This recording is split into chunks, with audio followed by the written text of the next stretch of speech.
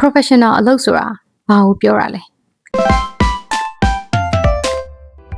Chris ဆိုလိုတာကကိုယ့်ရဲ့ background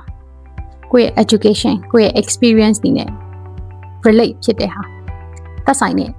အလုပ်ကို professional အလုပ်လို့ခေါ်တာ beauty specialist perfume specialist ဒီယောဂအလုပ်ကလည်းဒီနယ်ပယ်မှာလုပ်နေတဲ့သူအတွက်ဒါ professional အလုပ်ပဲဒါပေမဲ့ Chris အတွက်ကဒီနယ်ပယ်ကမဟုတ်ဘူး Chris ရဲ့ education background Chris ရဲ့ previous work experience နဲ့ related မဖြစ်ဘူးဒါကြောင့်ကိုနဲ့သက်ဆိုင်တဲ့ကိုကျွမ်းကျင်တဲ့ profession မှာဒီရောမှာအလုပ်လုပ်နေတော့လေ Chris ဆက်ပြီးတော့အလုပ်ရှာခဲ့တယ်ဒီနေရာမှာ Chris ရဲ့ဒီရောမှာအလုပ်ရခဲ့တာကိုကျင်းတဲ့ချစ်လဲချစ်တယ်အလုပ်ကလေးကိုလည်းချစ်တယ်အလုပ်ပတ်ဝန်းကျင်ကိုလည်းချစ်တယ်အလုပ်ကလူတွေကိုလည်းချစ်တယ်ခုထိလည်း click တွေနဲ့အဆင်ပြေနေတယ်အဆက်အသွယ်ရှိတော့မယ်ဒါပေမဲ့ Chris ရဲ့အဲ့မှာအလုပ်လုပ်နေစဉ်မှာလည်း Chris ရဲ့ဝေဖန်ပြောဆိုတိုက်ခိုက်တဲ့သူတွေလည်းရှိတယ် Chris ရဲ့ကြားတယ်တီးတယ်အတုံးနှုံးကအယောင်စီးရေးဆိုပြီးတော့နှိမ်ခဲ့တဲ့သူတွေလည်းရှိတယ်ဒါပေမဲ့ဒီဝေဖန်တိုက်ခိုက်ပြောဆိုမှုတွေကိုခေါင်းနဲ့ရင်ထဲအထိလိုက်ပြီးတော့တွေးတောခံစားမနေဘူးဘာဖြစ်လို့လဲဆိုတော့ကိုယ့်ရဲ့ energy တွေကိုအဲ့ဒီဝေဖန်ပြောဆိုတိုက်ခိုက်မှုတွေကြားမှာတွားပြီးတော့ waste အဖြစ်ခံမဲ့အစားကိုနဲ့သက်ဆိုင်တဲ့ကိုယ့်ရဲ့ profession မှာအလုပ်ရှာဖို့အတွက်ကိုပဲကိုယ့်ရဲ့စူးစမ်းအထောက်မှုကိုပို့ထည့်ခဲ့တယ်ဆိုတော့ဒီမှာလဲ my people ကိုပြောချင်တာကကို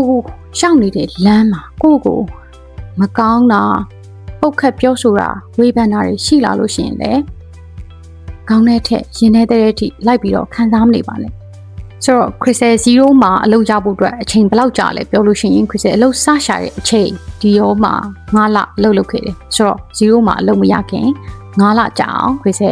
ဒီရောမှာအလုပ်လုပ်ခဲ့တယ်ဆိုတော့အဲ့ဒီအချိန်မှာ Chris ကင်ထားတာက open work visa တစ်နှစ်သက်တမ်းနဲ့visa ကင်ပြီးတော့အလုပ်ရှာနေတယ်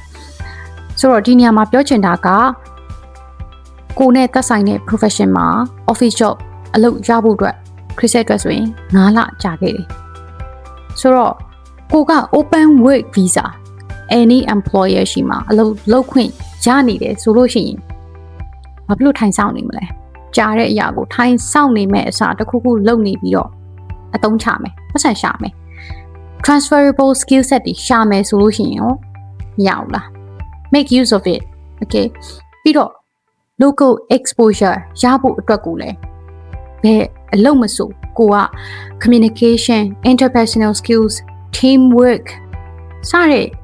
skill set တွေအများကြီးကိုလည်းအလုပ်တိုင်းကနေပြီးတော့လေ့လာသင်ယူလို့ရတယ်နောက်ဆုံး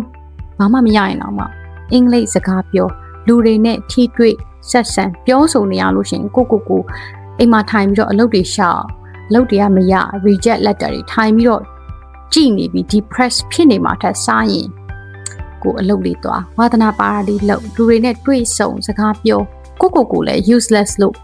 မထင်ရတော့ပြီးတော့အဲ့ဒီကနေမှတဆင့်ကိုကလည်းနေ့တိုင်းလေ့လာသင်ယူနေရမယ်မျက်စိဖွင့်နားဆွင့်ပြီးတော့မှကိုနဲ့သက်ဆိုင်တဲ့အလုပ်ကိုဆက်ပြီးတော့ရှာနေပါဆိုတော့ဒါကတော့ Chris ပေးခြင်းတဲ့အကြံဖြစ်ပါတယ်